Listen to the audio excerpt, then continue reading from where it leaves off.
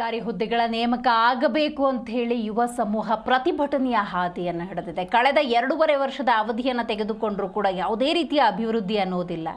ಇದರ ನಡುವೆ ಇವತ್ತು ಯುವ ಸಮೂಹ ಬೀದಿಗೆ ಬಂದು ಹೋರಾಟ ಮಾಡುವಂತಹ ಪರಿಸ್ಥಿತಿ ನಿರ್ಮಾಣವಾಗಿದೆ. ಅವರ ಆಗ್ರಹ ಇಷ್ಟೇ, ಸರ್ಕಾರಕ್ಕೆ ಸಂಬಂಧಪಟ್ಟಂಥ ಇಲಾಖೆಗಳಲ್ಲಿ ಏನೆಲ್ಲ ಹುದ್ದೆಗಳಿದ್ದಾವೆ ಅವುಗಳ ನೇಮಕಾತಿ ಪ್ರಕ್ರಿಯೆ ಅನ್ನೋದಾಗಬೇಕು.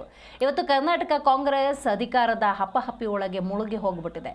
ನಾನಾ ನೀನಾ ಆ ಕುರ್ಚಿಯಲ್ಲಿ ಯಾರು ಕೂರಬೇಕು, ಇದರ ನಡುವೆ ಜನಸಾಮಾನ್ಯರ ಅಹವಾಲುಗಳನ್ನು ಸಮಸ್ಯೆಗಳನ್ನು ಕೇಳೋರೇ ಇಲ್ಲ ಅನ್ನುವಂಥ ಸ್ಥಿತಿ ನಿರ್ಮಾಣವಾಗಿದೆ. ಇವತ್ತು ಯುವ ಸಮೂಹ ಬೀದಿಗೆ ಬಂದಿದೆ. ಹಾಗಾದರೆ ಇವರ ಆಗ್ರಹ ಏನು ನೋಡಿ. ಧಾರವಾಡದಲ್ಲಿ ಸರ್ಕಾರದ ವಿರುದ್ಧ ಯುವ ಸಮೂಹ ಕಿಡಿಕಾರ್ತಾ ಇದೆ. ಪ್ರತಿಭಟನಾ ಮೆರವಣಿಗೆಗೆ ಪೊಲೀಸ್ನವರು ಅನುಮತಿಯನ್ನು ಕೊಟ್ಟಿಲ್ಲ. ಪೊಲೀಸರ ಕ್ರಮಕ್ಕೆ ಪ್ರತಿಭಟನಾ ನಿರತರು ಆಕ್ರೋಶವನ್ನು ಹೊರಹಾಕಿದ್ದಾರೆ. ಪ್ರತಿಭಟನೆಯನ್ನು ಹತ್ತಿಕ್ತಿದ್ದೀರಿ ಅಂತ ಹೇಳಿ ವಿದ್ಯಾರ್ಥಿಗಳು ಆಕ್ರೋಶವನ್ನು ಹೊರಹಾಕಿದ್ದಾರೆ. 2 ಬಸ್ಗಳಲ್ಲಿ ಪ್ರತಿಭಟನಾಕಾರರನ್ನ ವಶಕ್ಕೆ ಪಡೆದುಕೊಳ್ಳಲಾಗಿದೆ. ಅವರ ಆಗ್ರಹ ಇಷ್ಟೇ, ಅವರ ಮನವಿ ಇಷ್ಟೇ, ಸರ್ಕಾರಿ ಹುದ್ದೆಗಳ ನೇಮಕಾತಿ ಅನ್ನೋದಾಗಬೇಕು. ಏನು ಮಾಡ್ತಿದೆ ಸರ್ಕಾರ ಅನ್ನೋದೇ ಪ್ರಶ್ನೆ. ಇವತ್ತು ಪೊಲೀಸರು ಇಂಥ ಪ್ರತಿಭಟನೆಯನ್ನು ಹತ್ತಿಕ್ಕುವಂಥ ಕೆಲಸ ಮಾಡಿದ್ರೆ ಏನೂ ಪ್ರಯೋಜನ ಇಲ್ಲ. ನೋಡಿ, ಇಂಥ ಯುವ ಸಮೂಹವೇ ಇವತ್ತು ಪೊಲೀಸ್ ಇಲಾಖೆಯಲ್ಲಿ ಕೆಲಸ ಮಾಡ್ತಿರೋದು.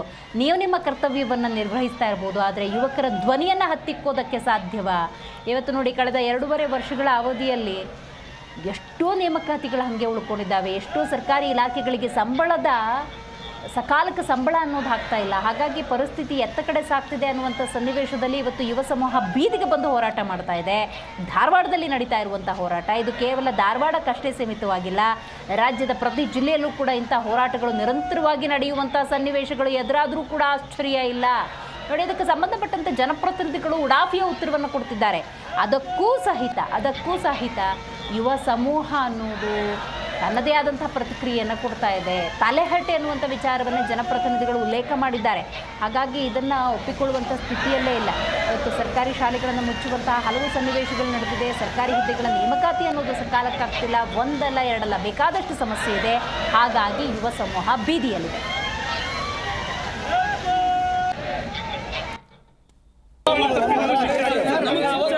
ಆಕಾಂಕ್ಷಿಗಳು